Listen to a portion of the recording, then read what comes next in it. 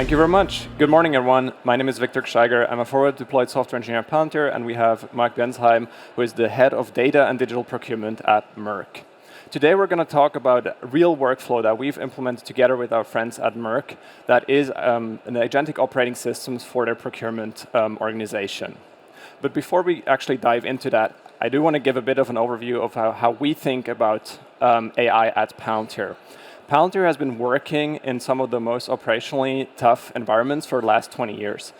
May that be defense, healthcare, or manufacturing, we've seen various customers struggle with their data and their disparate data sources, and we've especially seen them struggle with making the decision at the right times and with the right information to actually solve their problems.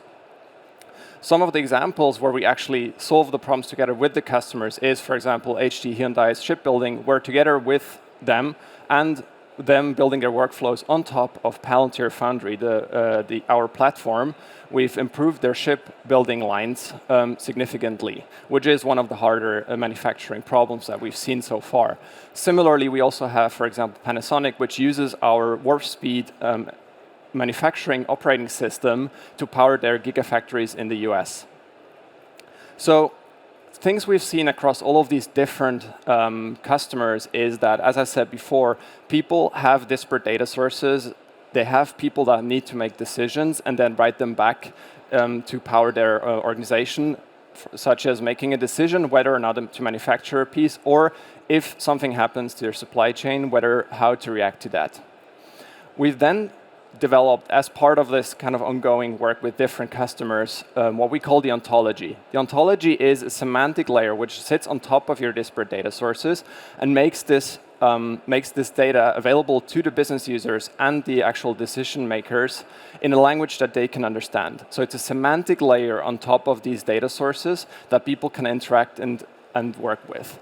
However, the ontology is not just a system of records, it's also a system where you can make decisions and write them back into other systems. Together with this, as I said before, we're enabling operators to make the right decision at the right points in time, but more importantly for this specific presentation, we're also enabling agents to work in a language and environment that they're used to. Now, for all of this to work well, we're relying on partners such as AWS to provide us with the compute as well as the infrastructure to run this reliably secure as well as scalable, so that the complexity of the business problems can be solved. Essentially that the business users don't have to worry about all the underneath infrastructure and can just focus on their business problems and making the right decisions at the right time. Now, our partners and friends at Merck have been long-standing partners with us, and we've worked together with them to build a quite extensive ontology, into which one specific part of this we'll get an insight now through Marc, who will lead us through this Agentic Enterprise OS for procurement. Marc? Yeah, thank you, Viktor. So I'm Marc from Merck. We are a 357 years old science and technology company. We have around about 63,000 employees. We operate in more than 60 countries across the globe. We have three main business sectors: healthcare, life science, and electronics. And as you can imagine, with what I was just saying, our supply chain is by definition very diverse, very complex, very exposed to the vulnerabilities of the world we live in, and quite, having a risk attached. So luckily, we have Palantir as our partner, and we are building together with them a data analytics foundation for the last years, which we can now draw upon in risk management. And as Viktor said, all of that also then obviously very secure and resilient on the AWS stack. So before we dive into the actual solution, I first would like to frame you on the problem, right? You can probably see on the top of the slides all the crisis we are exposed to individually, but also as companies out there. And in the last couple of years, that was really a challenge, not only for Merck, but also for the whole industry. What that means is that our supply chains are potentially disrupted, and maybe also disrupted right now, and we don't even know about this, because there are risks which are maybe not actionated in the real world. The problem with that is that we're not able to scan each and every news alert, each and every supplier information, each and every data point we get from our market intelligence providers at scale, right? So what we usually do is we prioritize. We maybe prioritize based on spend we have with the suppliers. We maybe prioritize based on strategic importance we believe the supplier has for us. But maybe if COVID showed us one thing, right, that this is not the right approach. So in COVID, we saw that maybe small materials, which have a low volume based on what we do with suppliers for customers, is actually having a hard impact. We saw that maybe commodities, which we didn't really focus on, had suddenly a huge impact on our ability to manufacture. So we figured out that only looking at a small fraction really does not cut it, right? Then you probably would say, well, why not look at all, right? Why don't you just deploy more resources, look at all the data and do that? Well, because each individual risk, potential risk, didn't even happen yet, but each individual risk alert, which we get, usually takes 7 to 10 hours of really making a profound and sophisticated decision if we need to mitigate, if we need to act upon this, and what would be the impact, at least till now, right? So then you can extrapolate at the scale of our supply chain. I was just trying to highlight this is not sustainable at scale. And that's where then Radar, our solution we built together with Palantir on the Palantir Foundation, came in. So if we go to the solution slide, I very briefly want to run you through how that works, right? We have a lot of different complex, diverse sources. Some structured sources where we pay actually to receive information, some information received directly from our suppliers, some information maybe we ourselves came up with and we want to check and see what would that mean for our supply chain. And all of them is basically analyzed in real time by an AI agent running on the Palantir platform, making sense of it and understanding if that is relevant for Merck or not. And if the agent takes a decision that this is something potentially relevant, we don't stop there. We actually deeply connect it and evaluate it with the data we have at hand. So again, spend data we have with suppliers, which suppliers are actually affected potentially by this specific located risk, which materials would be affected, right? If we have suppliers and materials, we can extrapolate also which kind of customers, based on our value chain, would be impacted if this material would suddenly not be available or that service would suddenly not be available. And if you then go forward, if we know what customer or patient is impacted, we also know how much revenue is at risk, right?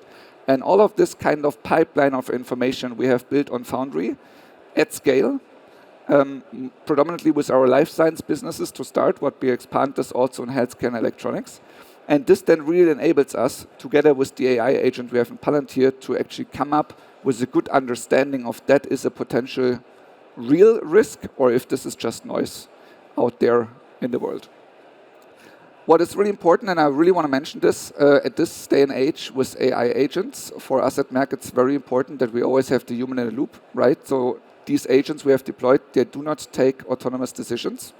Maybe that's up for the future, right? I don't know how near that future is, but for the time being, we really augment our sourcing managers and our risk champions with powerful data, with powerful insights, and also with agents helping them doing their tasks in this whole risk process quicker.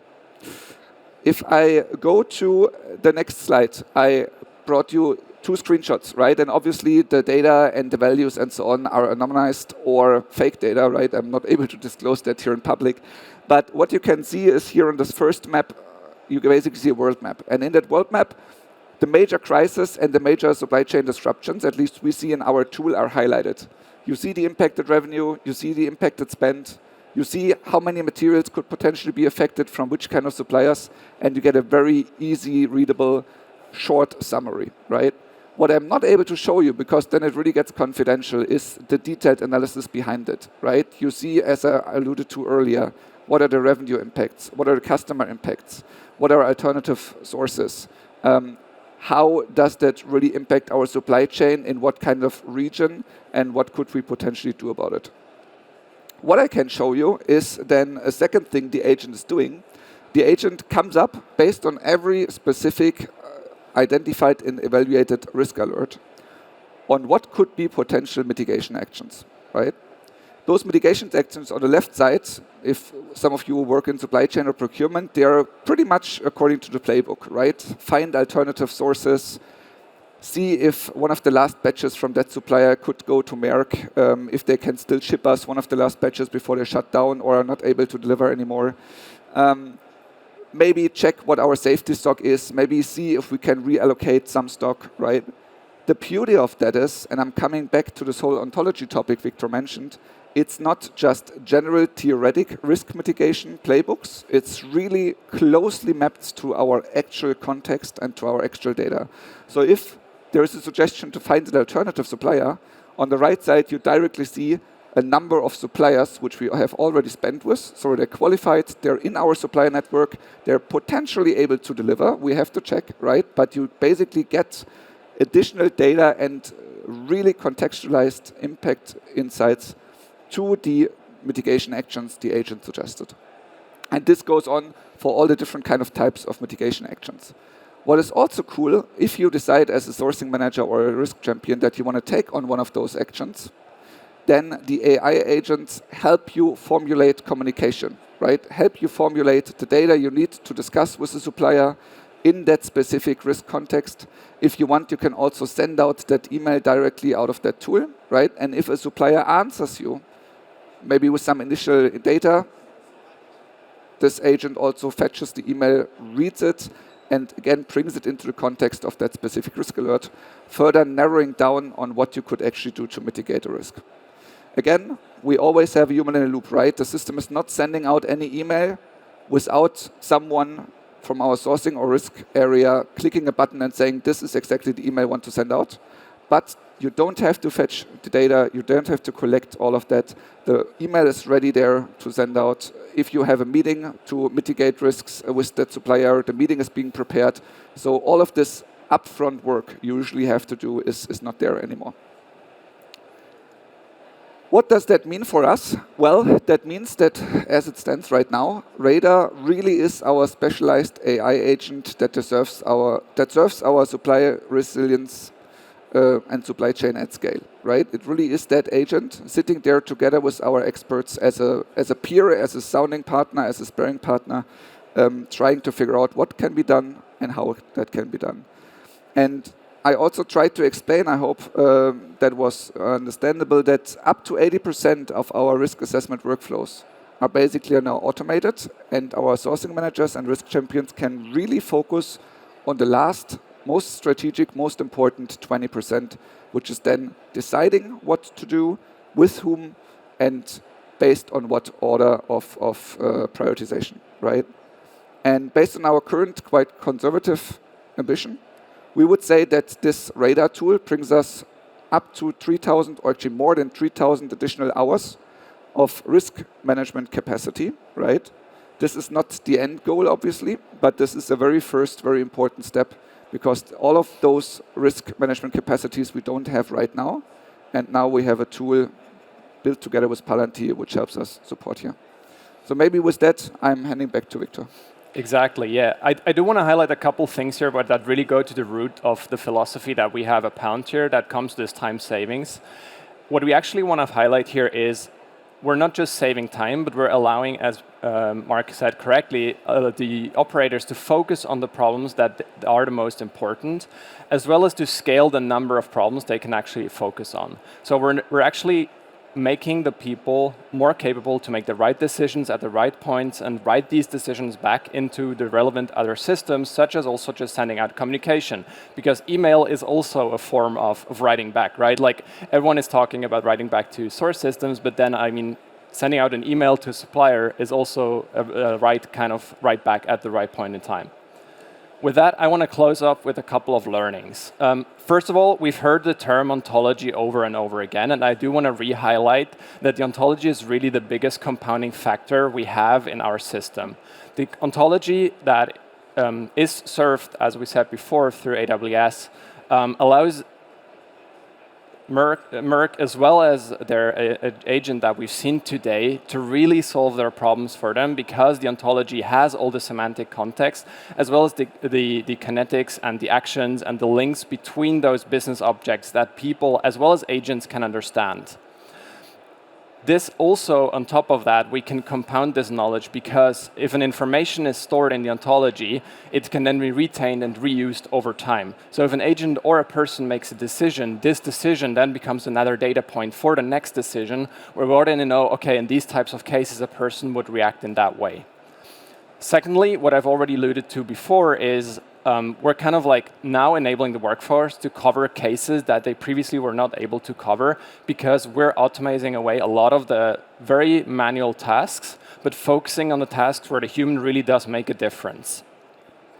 And this is the kind of the start of the journey from augmentation to automation. As Marc already said, maybe in some future, some of these decisions might be fully automated, but for now, we're giving the right operators the right data at the right time and enabling them to write it back to their source system.